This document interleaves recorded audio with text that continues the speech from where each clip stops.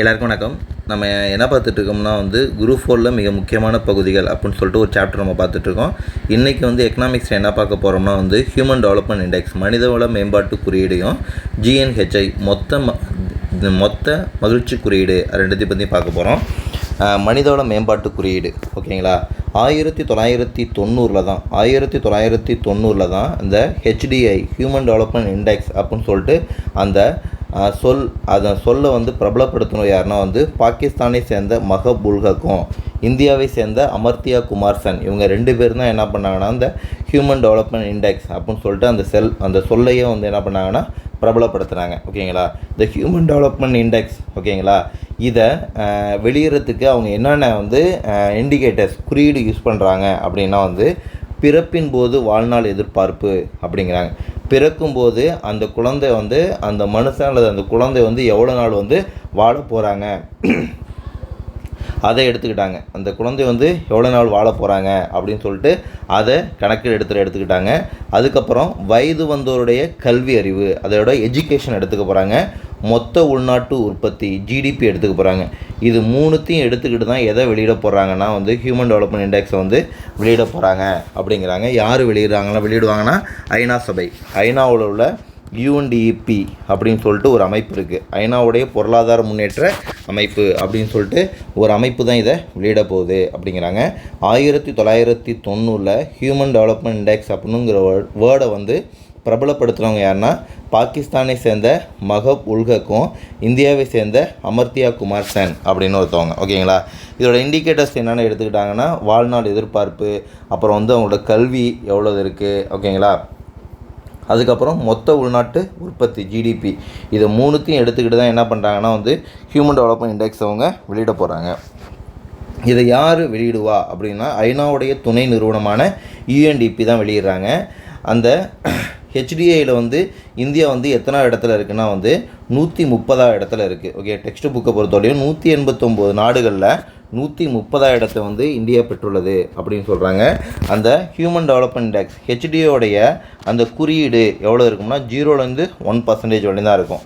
2017 இந்தியாவில் அந்த human development இண்டெக்ஸோட குறியீடு எவ்வளோதுன்னா 2017 0.467 0.640 வரலையும் என்னன்னா இன்க்ரீஸ் ஆகிருக்கு அப்படின்னு சொல்கிறாங்க. ஓகேங்களா, ரொம்ப ரொம்ப முக்கியமான ஒரு பாயிண்ட் இது. கேள்வி கேட்பாங்க, இது பாக்ஸ் பாயிண்ட். அப்படியே 2017 ஹியூமன் டெவலப்மெண்ட் இண்டெக்ஸில் இந்தியாவோட மதிப்பு எவ்வளோ இருந்துச்சுன்னா எவ்வளோலேருந்து எவ்வளோ இன்க்ரீஸ் ஆகிருக்குன்னா 0.467 0.640 வரலையும் என்னென்ன இன்க்ரீஸ் ஆகிருக்கு அப்படிங்கிறாங்க. அதுக்கப்புறம் மொத்த தேசிய மகிழ்ச்சி குறியீடு அப்படின்னு சொல்லிட்டு ஒன்றை வெளியிடுறாங்க. யார் வெளியிடுறா அப்படின்னு சொல்கிறாங்கன்னா பூட்டானுடைய 4வது மன்னர் யாருன்னா ஜிக்மே சிங்கே வான்சுக், அவங்க தான் என்ன பண்ணாங்கன்னா 1972 என்ன பண்ணாங்கன்னா மொத்த தேசிய மகிழ்ச்சி குறியீடு அப்படின்னு சொல்லிட்டு என்ன பண்ணாங்கன்னா இதை வெளியிடுறாங்க. ஓகேங்களா, இவர் பூட்டானுடைய 4வது மன்னர் யாருன்னா ஜிக்மே சிங்கே வான்சுக் அப்படிங்கிறாங்க. ஓகேங்களா, இவங்க என்ன சொல்கிறாங்கன்னா GNPயை விட GNHI தான் மிக முக்கியம் அப்படின்னு சொல்லிட்டு என்ன பண்ணுறாங்கன்னா இதை அவங்க சொல்கிறாங்க. ஓகேங்களா, இந்த கூற்றை ஐநா சபை எப்போ ஏற்றுக்கிறாங்க அப்படின்னா 2011 என்ன பண்ணாங்கன்னா இந்த கூற்றை ஐநா சபை ஏற்றுக்கிறாங்க. அதுக்காண்டி ஒரு தீர்மானமும் ஐநா சபையில் கொண்டு வராங்க. என்ன கொண்டு வராங்கன்னா வளர்ச்சிக்கான ஒரு முழுமையான அணுகுமுறைக்கு மகிழ்ச்சி அப்படின்னு சொல்லிட்டு ஒரு தீர்மானமாகவே கொண்டு வராங்க. 2011 எக்ஸாமில் கண்டிப்பாக கேட்பாங்க.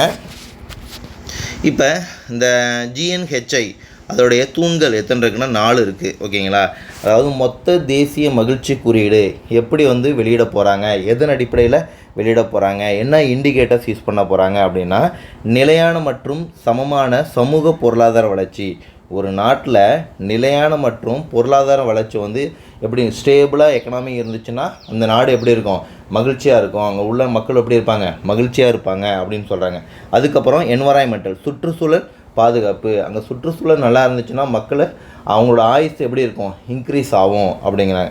அதுக்கப்புறம் அவங்களோட கலாச்சாரத்தையும் பாதுகாப்பது, அவங்களோட கலாச்சாரத்தை மேம்படுத்துவது, இதெல்லாம் கிடச்சிச்சின்னா அவங்க அவங்களோட கலாச்சாரத்தை பாதுகாக்கணும், அந்த கலாச்சாரத்தை மேம்படுத்தணும், இப்படிலாம் இருந்துச்சுன்னா மக்கள் எப்படி இருப்பாங்க, மகிழ்ச்சியாக இருப்பாங்க அப்படின்னு சொல்லிட்டு என்னென்னா பூட்டானுடைய 4ஆம் மன்னர் ஜிக்மே சிங்கே வான்சுக் அவர்கள் சொல்கிறாரு. அதுக்கப்புறம் நல்ல ஆட்சித்திறன், நல்ல ஆட்சி கொடுத்தோம்னா மக்கள் எப்படி இருப்பாங்க, மகிழ்ச்சியாக இருப்பாங்க அப்படின்னு சொல்லிட்டு 3 இண்டிகேட்டர்ஸ் வந்து யார் யூஸ் பண்ணுறாங்கன்னா அந்த பூட்டானுடைய 4ஆம் மன்னர் ஜிக்மே வான்சுக் வந்து என்ன பண்ணுறாங்கன்னா யூஸ் பண்ணுறாரு.